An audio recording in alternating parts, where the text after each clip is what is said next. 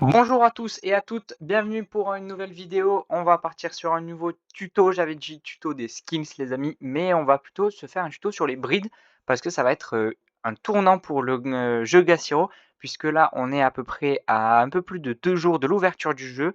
Et comme vous le savez, au bout de 2 jours, les héros gratuits meurent et on a une flambée des prix. C'est même plus une flambée, le floor price était seulement à 1000 GMT. Là, bah, il est à 2050. Ça fait un sérieux petit x2 qui est plutôt sympathique. Après, on a eu une mise à jour au niveau des enchères. Il s'est passé quelques petits changements, mais du coup, toute la supply a été un peu réduite et du coup, ça fait qu'on a des prix qui sont restés quand même vachement hauts. Vous voyez, cet item est buggé à 400, il est buggé. Le floor price, c'est 500 des pets. On est sur du 2000 pour du héros, c'est juste incroyable.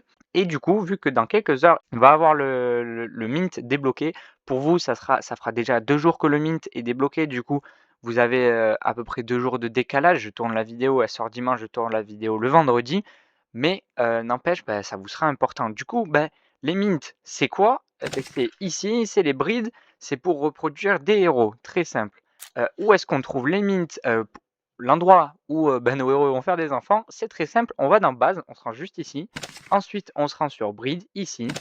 Et là, on arrive un peu dans le laboratoire où on va mettre nos 2 petits parents. Je sais pas comment ils vont faire un bébé, visiblement à travers des échantillons, je sais pas trop comment. Très simple d'utilisation, on voit phaser, hop, on met son héros. Moi, j'ai plus de héros parce que j'en ai pas acheté pour l'instant. J'attends peut-être une baisse des prix, peut-être que je me trompe ou pas. La Mother et le Phaser, le père, la mère. Et on bride nécessite des GMT qui sont lock, des GGMT et des fioles d'XP. Et on va aller voir tout de suite les coûts que ça engendre, un peu tout ce qu'il faut savoir sur les brides.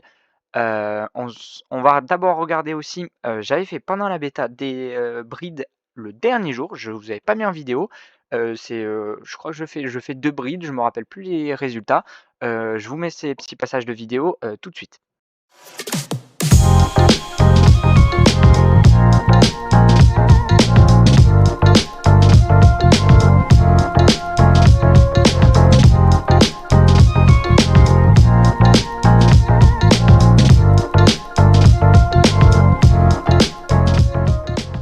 Après cette petite vidéo, bah, vous voyez que j'ai eu un Daily Nightshade et un autre héros. Les héros, il y a plein de paramètres à prendre en compte. Leur rareté, leur niveau, combien de minutes ils ont fait, parce qu'il il va avoir des jumelles, bah, quel codename c'est, Daily Nightshade et je sais pas quel autre. Leur faction, du moins pas leur faction, s'ils sont support, damage ou tank. Il y a plein de choses à prendre en compte. Ici, on se retrouve sur le white paper de Gassiro et on est dans l'onglet reproduction du coup. D'abord, il y a 3 critères. Ici, il y en a du moins 4 critères, mais il y en a vraiment, ils sont très simples. Il faut que ça soit une femme et un homme. Jusque-là, ça devrait, du moins, c'est pas très compliqué à comprendre. Attention, il faut qu'il soit niveau 10. En dessous, vous ne pourrez pas mint, comme les chaussures sur Stephen où il faut qu'elles soient minimum level 5. Il faut que le bride, leur bride, le petit logo bride, comme je vous ai montré sur le jeu, on va vite aller le revoir si vous voulez.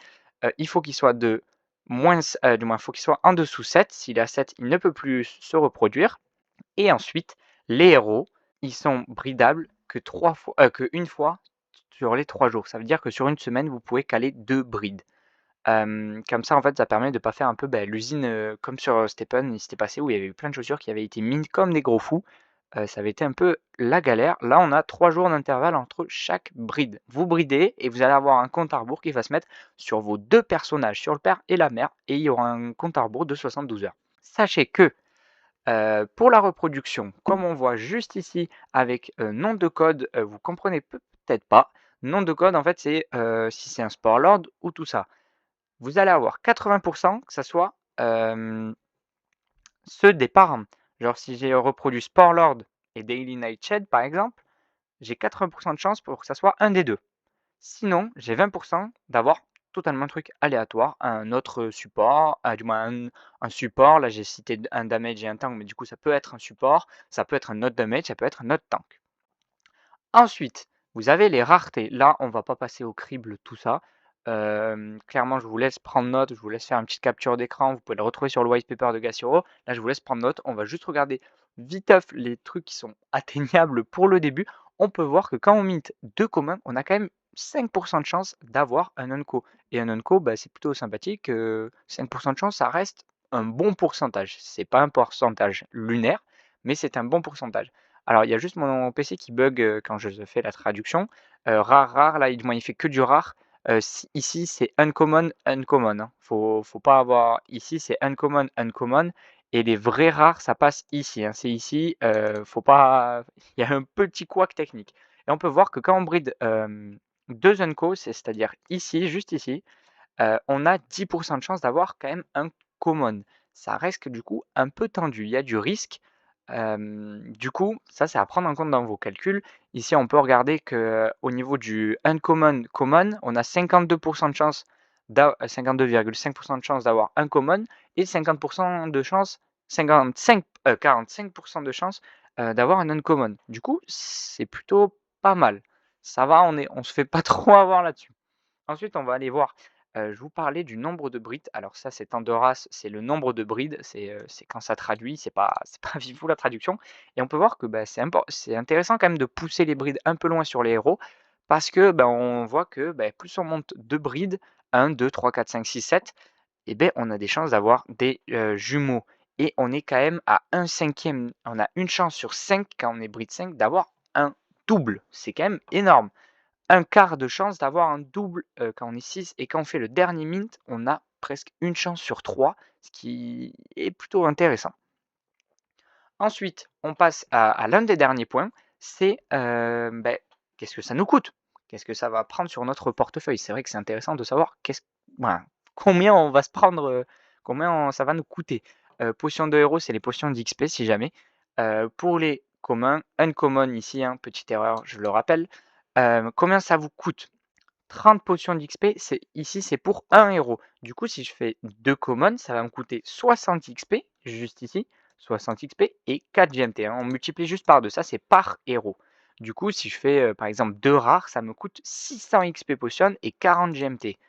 C'est des GMT qu'il faut lock, attention, hein, c'est des GGMT, mais ça change rien, il faut juste les lock, faut pas. Si vous ne comprenez pas pourquoi vous avez des GMT, il faut juste lock les GMT comme quand on fait des enchères. Ça, on verra ça plus tard. Si vous voulez des petits tutos en short, comment on lock des GMT parce que vous savez pas trop faire ou des trucs comme ça, on pourra le faire sur demande.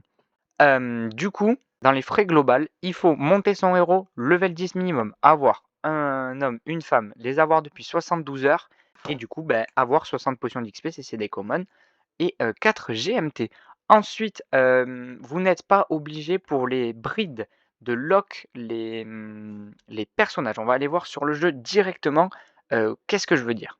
Voilà, on se retrouve sur le jeu. Qu'est-ce que je veux dire par rapport à lock les personnages? On n'est pas obligé, en fait, là, quand si j'achète un héros, il va aller dans mon portefeuille, il sera dans mon pending. Bon, là, je ne peux pas vous montrer, mais vous n'êtes pas obligé de le mettre dans votre line-up et du coup de commencer à consumer sa barre de vie, sa lifespan. Regardez, juste ici, vous n'êtes pas obligé de le mettre dans votre line-up. Vous pouvez le faire reproduire et ne pas le mettre dans votre line-up. Du coup, ça, c'est un petit peu important. Au moins, si vous reproduisez 2 héros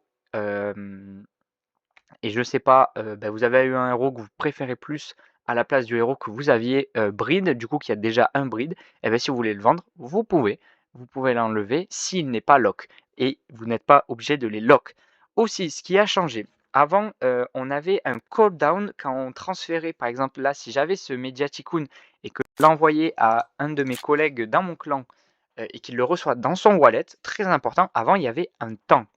Il me semble qu'il y avait 48 heures ou quelque chose comme ça, il y avait un temps de cooldown. Comme quand on transfère une chaussure dans un portefeuille sur Stepen, il y a 24 heures de cooldown où on ne peut pas mint.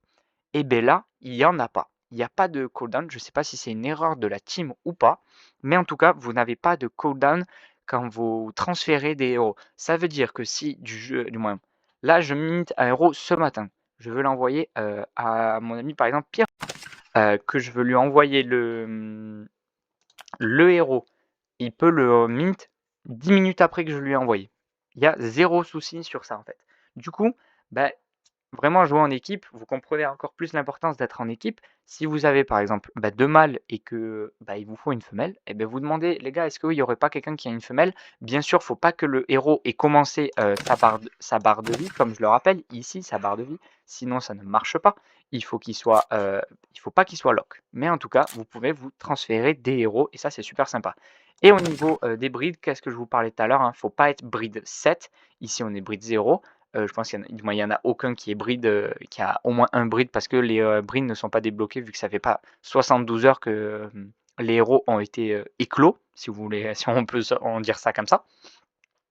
Mais ici, quand vous aurez votre héros, que le breed il sera complet comme la barre de la life span, vous n'aurez plus la possibilité de breed. C'est assez simple, vous voyez, vous avez les créneaux, hop, et là, quand vous arrivez ici, il vous reste plus qu'un breed. Voilà, c'est très simple, c'est efficace. On aura été efficace sur ce tuto. Les amis, c'est la fin de ce tuto, très simple, très efficace.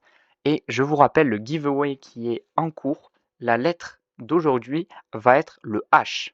J'ai dit deux lettres précédentes dans des vidéos. À vous de chercher. Si vous suivez bien ma chaîne YouTube jusqu'au bout de toutes mes vidéos, elles sont espacées, elles sont des fois au milieu, à la fin ou au début. Vous pouvez déjà construire votre mot. Il y a déjà 3 lettres au total avec la lettre d'aujourd'hui qui a été dite. Et attention au giveaway qui va arriver dans si longtemps que ça. Sur ce, je vous souhaite plein de bons runs sur Stephen, un bon gameplay sur Gassiro, plein de GMT qui coule à flot dans votre portefeuille et un ROI plutôt rapide parce que moi j'ai réussi à ROI sur Gassiro déjà. Alors je vous souhaite tout le bonheur pour votre gameplay et je vous dis ciao ciao pour la prochaine vidéo.